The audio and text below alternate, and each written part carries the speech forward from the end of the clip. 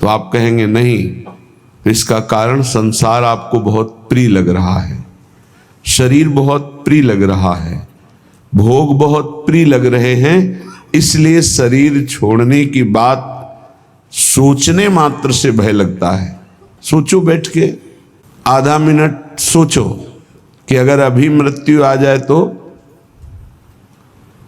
30 second बाद मानो हम मर जाएंगे, कैसा लगेगा?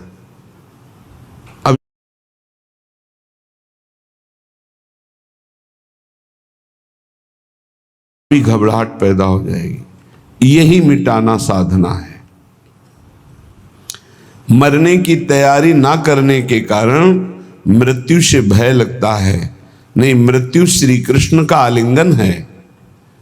भगवान कह रहे सब कुछ हरण करने वालों में मैं महान मृत्यु हूं, तो मेरे प्रभु ही तो मृत्यु रूप में आते हैं, फिर डरना क्या? डर इसलिए लग रहा है शरीर प्रिय है, भोग प्रिय है, संसार अच्छा लगता है। नाली का कीड़ा भी यहां बहुत अच्छे से जीना चाहता है, ऐसे उसको बहुत अच्छा लगता है, कभी प्रलय ना हो, कभी नाश ना हो, और ये मुझे नाली में रहने को मिले। शूकर अपनी इच्छा चाहता है, सब अपनी अपनी इच्छाओं में ही जीना चाहते हैं, इसीलिए मरने से भय लगता है। यदि इच्छा का नाश हो जाए तो मृत्यु नामक कोई वस्तु है ही नहीं, कोई भय नहीं है। थोड़ी देर सोचो, दूसरे के उपदेश की जरूरत नहीं, आप खुद सोचिए। मृत्यु तो होनी ही है, निश्चित होनी है। इसका नाम मृत्यु लोक है। जो यहां जन्मेगा वो मरेगा, निश्चित पक्का है ये। अब जब मरना ही है तो हम मरने की तैयारी ऐसी क्यों न कर ले कि मुझे मृत्यु से भय न लगे, पर हम जीने की तैयारी में खूब लगे हैं। देख लो, बढ़िया मकान, बढ़िया खान पान, वस्त्र, परिवार, रिश्ता, नाता, ये सब जीने की तैयारी पूरे जीवन भर करते रहे, पर मरने की तैयारी नहीं की, इसलिए मृत्यु से भय लगता है। और मरना निश्चित है, छूटना निश्चित है, तो फिर मन पछतई है अवसर बीते। ये अंत ही तो ही तजेंगे पामर, तू न तजय बही ते, मन पछतई है अवसर बीते। बढ़िया अवसर है, मृत्यु पर विजय प्राप्त करने का बढ़िया अवसर है। श्रीपाद प्रबोधानंद जी महाराज कह रहे हैं, षोढ्वापि दुःखानि सुदुस्सहानि त्यक्त्वाप्यहो जाति कुलादिकानि, भुक्त्वा स्वापकैरपि थुत्कृतानि, बृंदाटवीवासमहं करिष्ये। षोढ्वापि, यदि मेरे शरीर में भयानक रोग रूपी दुख हो, या बाहर विपत्ति रूपी, दरिद्रता रूपी दुख हो, तो भी मैं अब अपने लक्ष्य से विचलित होने वाला नहीं। ये मृत्यु पर विजय प्राप्त होने की तैयारी है। षोढ्वापि दुखानि सुदुस्सहानि, जो सहा नहीं जा सकता ऐसा दुख। आप विचार करेंगे कि जो ऐसा दुख है उसमें भजन कैसे हो सकता है। गुरु कृपा से देखा है, जब ऐसा भयानक दुख होता है तो एक अंतर में कोई ऐसी जगह है जहां बिल्कुल दुख स्पर्श नहीं कर रहा होता, केवल दुख का वो दृष्टा होता है, केवल दुख को देख रहा होता है, दुख को भोग नहीं रहा होता। उस समय भी एक अद्भुत आनंद, जैसे हम सामने आग लगा हुआ देख रहे हैं दृश्य, पर हम आग से बहुत दूर हैं, ऐसा अनुभव होता है। इसलिए जब तक आप नाम जप नहीं करेंगे, जब तक आप भगवत आराधना नहीं करेंगे, तब तक आप दुखों को सहन करने में असमर्थ रहेंगे, और जहां दुख आया तहां फिर भजन नहीं बनेगा। कल एक उपासक एकांतिक में प्रश्न कर रहे थे कि बहुत कृपा है हमारे ऊपर प्रभु की, खूब नाम जप करते रहे, पर अब हमारा शरीर अस्वस्थ हो रहा है, अब भजन में रुचि नहीं रह गई। ऐसा कैसे हो सकता है कि आपका खूब नाम जप चल रहा हो, खूब अच्छा लग रहा हो, फिर भजन छूट जाए रोग में, और साधारण रोग शुगर हो जाना, ब्लड प्रेशर हाई लो हो जाना, ये तो सबके लगभग लगभग हैं। कोई बिरला ही बचता है जिसके शरीर में रोग ना हो, ये कलिकाल है। अगर रोग ये साधारण आने पर आपका भजन छूट जाता है तो असाध्य रोगों में क्या करेंगे आप? तो फिर प्रभु को भूल ही जाएंगे। तो आपकी तैयारी क्या रही? तैयारी तो इसी बात की है कि भारी विपत्ति बाहर और अंदर शरीर रोग ग्रसित पर हम आपका भजन नहीं छोड़ेंगे। शुद्धापि दुखानि सुदुस्सहानि, ऐसा दुख जो सहा नहीं जा रहा उस समय भी हम राधा राधा राधा राधा ऐसा रटेंगे। त्यक्त्वाप्य हो जाति कुलादिकानि, हमारे कुल के, हमारे जाति के, हमारे परिवार के त्यक्त्वा हमें त्याग दे तो भी मैं ऐसी परिस्थिति में भी प्रभु का स्मरण नहीं छोड़ूंगा।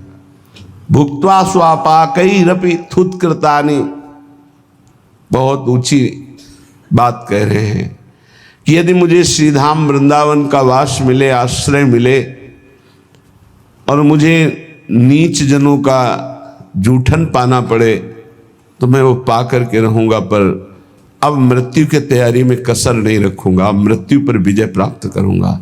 धाम का आश्रय लेकर सत्संग करते हुए नाम वाणी में ऐसा चित्त डुबोऊंगा कि शरीर अस्वस्थ हो तो भी भजन न रुके, भारी विपत्ति हो तो भी भजन न रुके, परिवार के लोग हमें त्याग दें तो भी भगवद आश्रय न छूटे, और हमको जूठन मांग के खानी पड़े तो भी भगवद आश्रय नहीं छोड़ेंगे। ऐसे पुरुष को परम पद की प्राप्ति होती है। इतना धैर्यवान होना चाहिए। ये छुटपुट विपत्तियां, रोग, ये हमारे पाप कर्म के प्रभाव से ही आते हैं।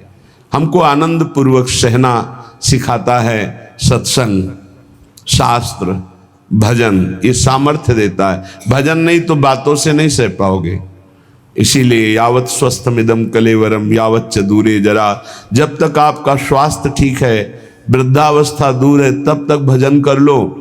ऐसा अभ्यास कर लो कि किसी भी स्थिति में भजन न छूटे। घर छोड़ने के पहले गुप्त रूप से 4-4 दिन 5-5 दिन भोजन का त्याग करने का अभ्यास गुप्त रूप से किया, क्योंकि हमको बाहर मिले ना मिले तो हम कैसे रह पाएंगे। पहले तैयारी की जाती है। एक एक को मृत देखा, एक एक को मृत देखा, माँ को, परिवार को, सबको।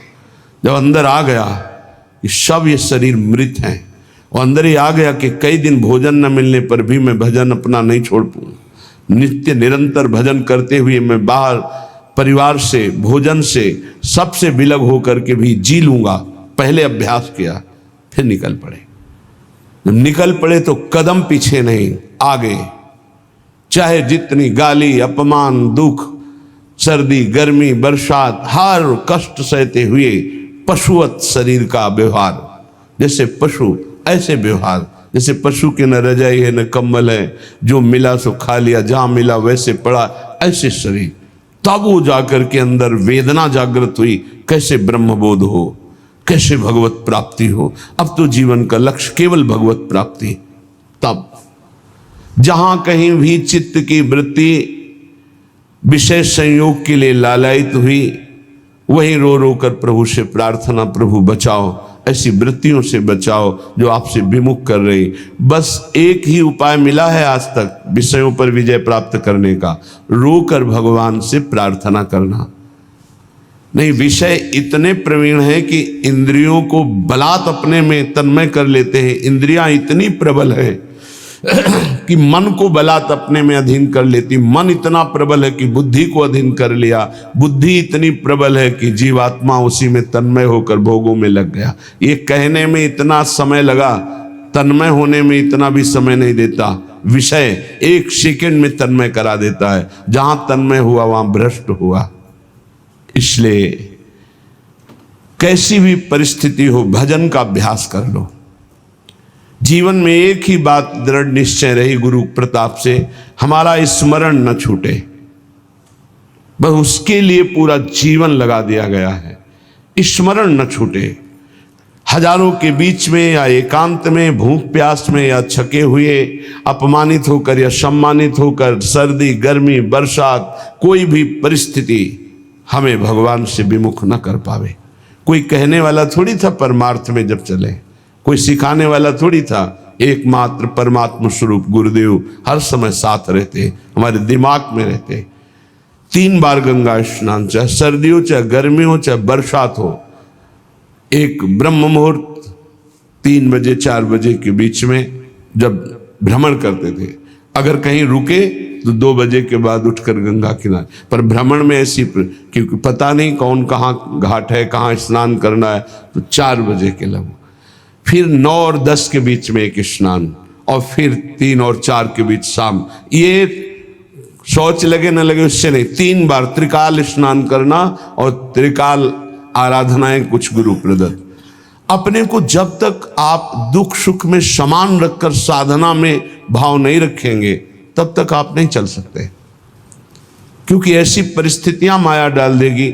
हमें बड़ा आश्चर्य लगता है, छोटे मोटे रोग, ब्लड प्रेशर लो हो गया या हाई हो गया या शुगर बढ़ गई, ये तो बहुत बड़ी बड़ी भयानक परिस्थितियों में महापुरुषों की दिनचर्या में कोई फर्क नहीं पड़ा। तिवारीपुर सेनपुर के समीप है, वहीं एक पंजीरी बाबा रहते थे।